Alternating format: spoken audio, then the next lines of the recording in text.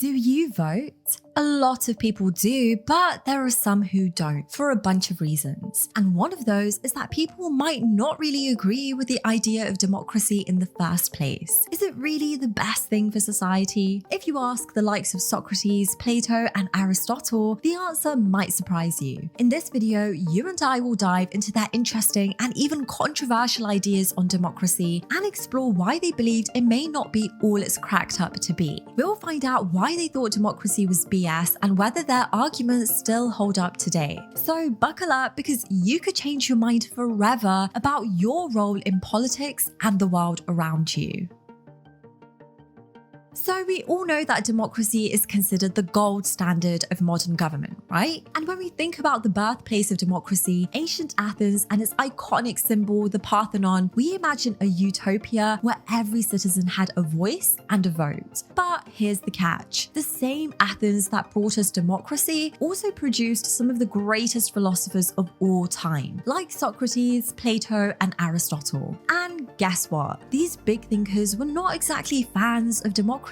In fact, they were pretty skeptical of it. It's kind of mind-blowing, isn't it? The very civilization that we associate with democracy was also deeply suspicious of it.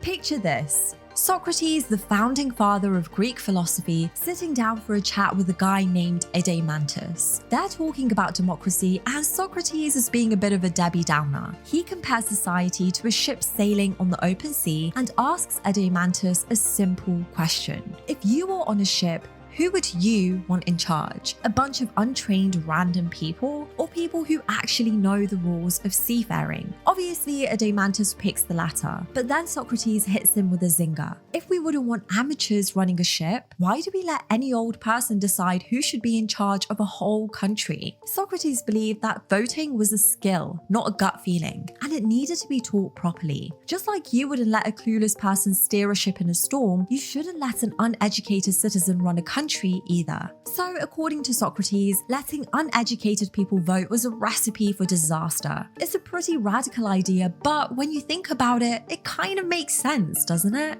In fact, Socrates had a pretty bad first-hand experience with the foolishness of voters. It all went down in 399 BC, when Socrates was put on trial for supposedly corrupting the young people of Athens. The charges were totally bogus, but that didn't stop a jury of 500 Athenians from deciding that Socrates was guilty. Can you imagine? One of the greatest thinkers in history, railroaded by a bunch of regular people who probably had no clue what they were talking about. It's a tragedy that's every bit as gut-wrenching as the condemnation of Jesus for Christians. And to make matters even worse, Socrates was put to death by hemlock. It's a chilling reminder of what can happen when people who don't know what they're doing get to make important decisions. Okay, so some of you might think that Socrates was some kind of elitist snob who only wanted a select few to have a say in how things were run. But that's not exactly true. What Socrates believed was that only those who had really thought through the issues at hand should be allowed to vote. Makes sense, right?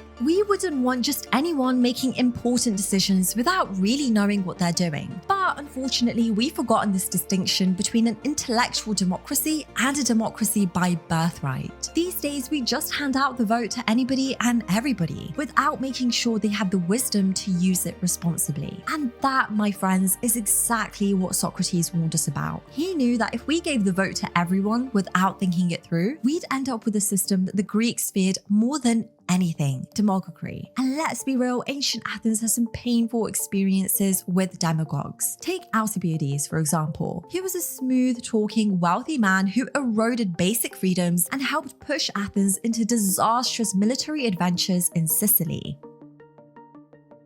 Now, I want you to imagine an election debate between two candidates. One is a doctor who wants to heal the country, and the other is a sweet shop owner who wants to serve up endless treats. The sweet shop owner takes the stage and proclaims, "Look at this person here, he's a doctor. He'll give you bitter potions and won't let you eat and drink whatever you want. Choose me instead, and I'll serve you all the sweet and delicious things you desire." This could actually be a complete lie. The sweet shop owner might not even deliver on his promises, which we see all the time with with politicians making huge promises that they never seem to deliver on. Now, let's think about the audience's response. They are captivated by the sweet shop owner's promises, and they think the doctor is a buzzkill. But what they don't realize is that the doctor is trying to do what's best for them. The doctor's response, "I cause you trouble and go against your desires in order to help you," would not go over well with the crowd. Socrates saw this coming from a mile away. He knew how easily people seeking election could exploit our desire for easy answers. We want the person who makes the false promises, the person who promises more money for people or a safer government. But most of us don't understand the work behind it. Where will all the money come from? What price does our country's safety come at? So we vote for probably the wrong people and have to deal with the consequences after. Socrates warned us of the dangers of democracy without wisdom. He didn't believe that only a few should be allowed to vote, but he did insist that only those who had thought about issues rationally and deeply should be allowed near a vote. Unfortunately, we have forgotten his warnings and have given the vote to all without connecting it to wisdom. Socrates knew that without an educated citizenry, we would elect more sweet shop owners than doctors. Well, there you have it. Democracy, the system we hold so dear, may not be all that it's cracked up to be. We can't just assume that everyone is equipped to make the right decisions. It takes education and a deep understanding of the issues at hand. So the next time you head to the polls, remember Socrates' wise words and think twice about who you're putting in charge. Who knows? Maybe we'll start electing more doctors and fewer sweet shop owners. What do you think about democracy? Let me know in the comments below. And if you found this video interesting, don't forget to like and subscribe, and I'll see you again next time.